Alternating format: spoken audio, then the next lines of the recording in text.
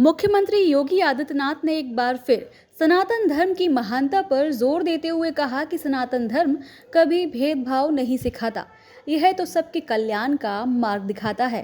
उन्होंने कहा कि जाति, संप्रदाय या वर्ग के आधार पर समाज को बांटना भारतीय संस्कृति की भावना के विपरीत है।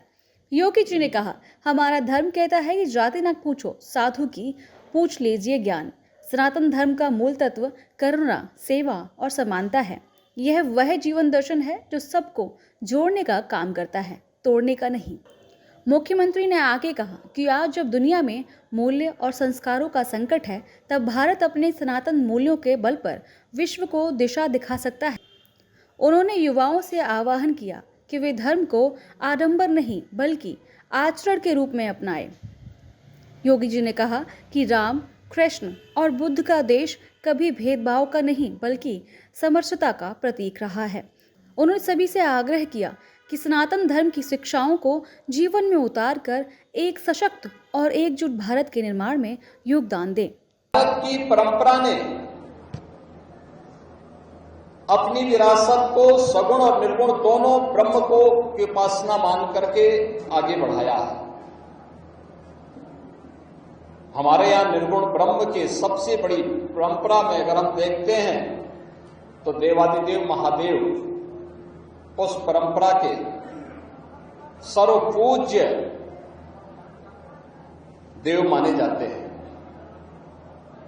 अनेक शाखाएं उससे बाद में आगे बढ़ती हुई दिखाई देती हैं, लेकिन जीवन की सच्चाई को जानने के लिए दुनिया को, विश्व मानवता को अगर कभी किसी की शरण में आना पड़ेगा तो वह केवल और केवल भारतीय संस्कृति है, भारत की सनातन धर्म की परंपरा है, जिसमें कभी भी उपासना विधि के प्रति कोई कट्टरता नहीं दिखाई। हमने कभी नहीं कहा कि जो मंदिर जाएगा वही हिंदू है। हमने कभी नहीं कहा कि जो मंदिर नहीं जाएगा वो हिंदू नहीं है। हमने कभी नहीं कहा कि जो वेदों को मानेगा वही हिंदू है। हमने तो कहा जो माने वह भी है, जो नहीं माने वह भी है। सबको गले से लगाया। हमारी परंपरा तो इस बात की आग्रही रही है कि जाति न पूछो साधु की, पूछ लीजिए ज्ञान।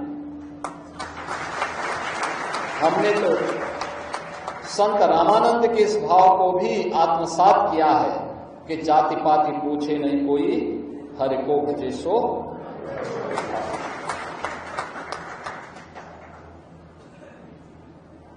आध्यात्मिक विरासत की ये ज्ञान परंपरा बड़ी अद्भुत है और बहुमूल्य भी। दुनिया जहां तक नहीं पहुंच पाई है अभी तक, दुनिया ने भौतिक उपलब्धियां बहुत हासिल की होंगी और कर भी रही है। ये विकास की प्रक्रिया का हिस्सा है, लेकिन भारत के ऋषि मुनियों ने अपने दिव्य ज्ञान से, दिव्य चक्षु से जिन उपलब्धियों को हासिल किया है, अध्यात्म की उन ऊंचाइयों तक पहुंच पाना विश्व मानवता के लिए आज भी एक चुनौती बनी है। आत्मा क्या है और आत्मा का स्वरूप क्या है, ईश्वर क्या है, ईश्वर का स्वरूप क्या है, दुनिया अभी तक वहां पहुंच नहीं पाई है। अभी खोज चल रही है उनकी, गॉड पार्टिकल के रूप में उनकी शोध चल रही है। लेकिन भारत का ऋषि हजारों वर्ष पहले